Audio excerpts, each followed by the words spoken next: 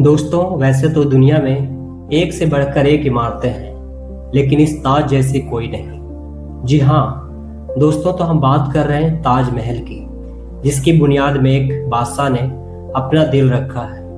दोस्तों, ताजमहल कला का वह बेहतरीन नमूना है जिसे 17वीं सेंचुरी के मुगल सम्राट शाहजहां ने अपनी चहेती बेगम मुमताज महल के लिए उसकी याद में बनवाया था।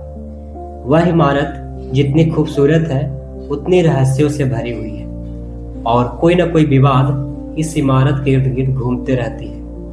ताजमहल को बनाने वाले मजदूर शाहजहां से नाराज हो गए और इस भव्य मकबरे में एक गलती छोड़ दी। यह महल यमुना नदी के किनारे बने होने के बावजूद 400 साल पुरानी ताजमहल की नींव आज भी इतनी मजबूत कैसे खड़ी है। दोस्तों, आज के इस वीडियो में प्यार के प्रतीक ताजमहल से जुड़े कुछ ऐसी दिलचस्प रहस्य से पर्दा उठाएंगे जिनके बारे में जानकर आपके रोंगटे खड़े हो जाएंगे। तो पूरा वीडियो जरूर देखिएगा। दोस्तों, जनवरी 1632 में ताजमहल का निर्माण कार्य शुरू हुआ। वर्ष 1653 में यह पूरी तरह से बनकर तैयार हो गया था। वही इस खूबसूरत इमारत को बनाने में 20,000 मजदूरों ने 21 साल तक दिन रात काम किया था। कई आर्कियोलॉजिस्ट ने ताजमहल पर काफी रिसर्च की है और उनका मानना है कि ताजमहल जितना ऊंचा है, धरती के अंदर उतनी ही गहराई से बनाया गया है, और ताजमहल के नीचे दर्जनों गुप्त कमरे हैं जिनके साथ कई ऐसे रास्ते बने हुए हैं जहां से होते हुए शाहजहां किले से बाहर निकलते थे। लेकिन ताजमहल के रहस्यमय तहखाने की तरह उन रास्तों को भी शाहजहां के समय से ही बंद करवा दिया गया था। साथ ही इस भव्य अजूबे के 22 ऐसे कमरे हैं जिन्हें जानबूझकर बंद कर दिया गया है। तो उन कमरों के पीछे क्या है? क्या ताजमहल हिंदू मंदिर के तर्ज पर बनाया गया था? और क्यों मुमताज महल के 3 बार दफनाया गया था? और जानेंगे ताजमहल बनाने वाले 20,000 मजदूरों के हाथ काटने के आदेश के पीछे की कहानी क्या है। इन सभी पहेलियों को सुलझाने से पहले आइए इतिहास के पन्नों में। तो कहा जाता है कि 16वीं सेंचुरी में मुगल शासक शाहजहां ने अपनी बीवी मुमताज महल के बेपनाह प्यार किया। मुमताज न सिर्फ बला की खूबसूरत थी, बल्कि वह शाहजहां को भी राजपाट से लेकर सभी इम्पोर्टेंट निर्णय लेने में सहायता करते थे। लेकिन जून 1931 में जब शाहजहां को 4 साल भी पूरे नहीं हुए थे, तब अपने 14वीं संतान को जन्म देते वक्त मुमताज की तबीयत काफी बिगड़ गई थी और यह पीड़ा करीब कई घंटे तक चली। इस दौरान शाहजहां ने अखंड भारत में मौजूद सभी डॉक्टर्स और हकीमों को मुमताज का इलाज करने के लिए बुलाया और दुआओं के लिए गरीबों में पैसे बांटे गए। लेकिन 17 जून 1931 के दिन मुमताज महल ने इस दुनिया को हमेशा हमेशा के लिए अलविदा कर। उन पर अपनी प्रिय बीवी का मौत का काफी बुरा असर हुआ और पूरे 1 हफ्ते तक ना वह अपने कमरे से बाहर आए और ना ही उन्होंने राजपाट के किसी काम में हिस्सा लिया। उन्होंने संगीत सुनना, गाना और अच्छे कपड़े पहनना सब कुछ छोड़ दिया था। अगले 2 सालों तक उसके बाद हर बुधवार को, जिस दिन मुमताज का निधन हुआ था, उन्होंने सिर्फ सफेद कपड़े ही पहने। लगातार रोने की वजह से उनकी आंखें कमजोर हो गई और उन्हें चश्मा लगाने के लिए मजबूर होना पड़ा। दोस्तों, साथ ही साथ ताजमहल से जुड़ी हुई कई रोचक तथ्य जानने वाले हैं। ताजमहल यमुना नदी के पास है, तो ऐसी नमी वाली रेतीली मिट्टी में किसी भी इमारत की नींव खड़ी करना काफी मुश्किल भरा रहा होगा। लेकिन क्रेडिट देनी पड़ेगी उस वक्त के मुगल सल्तनत के, इतनी नमी वाली जमीन में ऐसी पक्की नींव बनाकर तैयार की जिसके दम पर आज ये इमारत सही सलामत खड़ी हुई है। दरअसल ताज की नींव बनाते समय ताज के चारों ओर बहुत से कुएं खोदे गए। इन कुओं में ईंट पत्थर डालकर इन पर आबनूस और महोगनी की लकड़ियों से ताजमहल की फाउंडेशन बनाई गई। यह कुएं ताज के नींव को मजबूत बनाते हैं। आबनूस और महोगनी की लकड़ियों में एक खासियत होती है कि इन्हें जितनी नमी मिलती रहेगी यह उतनी फौलादी और मजबूत बनी रहेंगी, और इन लकड़ियों को नमी ताज के पास बहने वाली यमुना नदी के पानी से मिलती है। यमुना के पानी का स्तर हर साल घट रहा है और लकड़ियों में नमी की कमी आ गई है। यही वजह है कि सन 2010 में बल्कि चारों बाहर की तरफ हल्की सी झुकी हुई है और उन्हें ऐसा बनाया गया था ताकि भूकंप जैसी आपदा आने पर अगर ये गिरे भी तो बाहर की तरफ गिरे।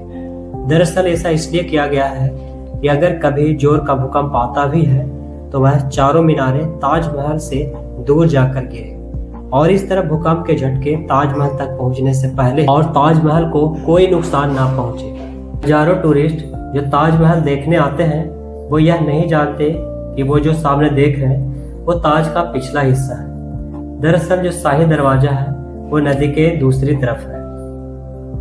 आज ज्यादातर टूरिस्ट ताज को वैसा नहीं देख पाते जैसा कि शाहजहां चाहते थे। मुगल काल में ताज तक पहुंचने के लिए नदी ही एक मुख्य रास्ता थी और यह एक तरह का हाईवे था। बादशाह और उनके मेहमान नाव में बैठकर यहाँ आते थे। ये नदी के किनारे एक चबूतरा हुआ करता था। नदी बढ़ती गई और बहुत पहले ही नष्ट हो गया। बादशाह और उनके मेहमान उसी चबूतरे से ताजमहल आया करते थे। कहा जाता है कि शाहजहां ने ताजमहल बनाने वाले वर्कर्स के हाथ कटवा दिए थे, लेकिन यह बात एक अफवाह जैसी लगती है क्योंकि इस बात का कोई भी एविडेंस मौजूद नहीं है।